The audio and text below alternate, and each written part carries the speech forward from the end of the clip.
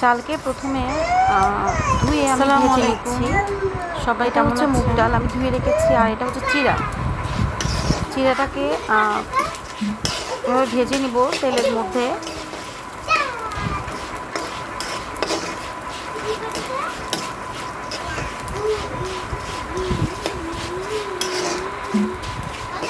ভালো করে একটু মুচমুচে হয় মতো ওভাবে করে ভাজতে হবে।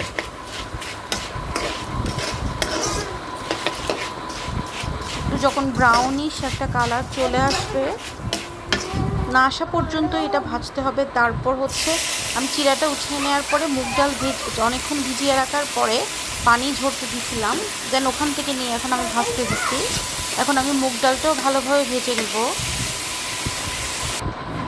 নেওয়ার পর মুগ ডাল, চালের ভাজা আর হচ্ছে চিরা ভাজা, তিনোটা আমি গরম গরম থাকা অবস্থায় মিক্স করে ফেলব। এখানে আছে মুগ ডাল মিক্স করার পর ভাজা, মুগ ডাল ভাজা আর একটু লবণ ছিটিয়ে চাল ভাজা, যাতে মুখে একটু টেস্ট আসে, এবং একটু 1 চামচ চিনি ছিটিয়ে দিবেন।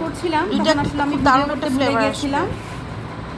মিক্স করার সময় হঠাৎ এই তো হয়ে গেল আমার চাল ভাজা। এই হলো অবস্থা।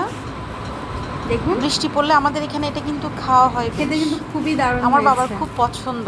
আমার পিচ্চি তো অলরেডি খাওয়া শুরু করে দিয়েছে।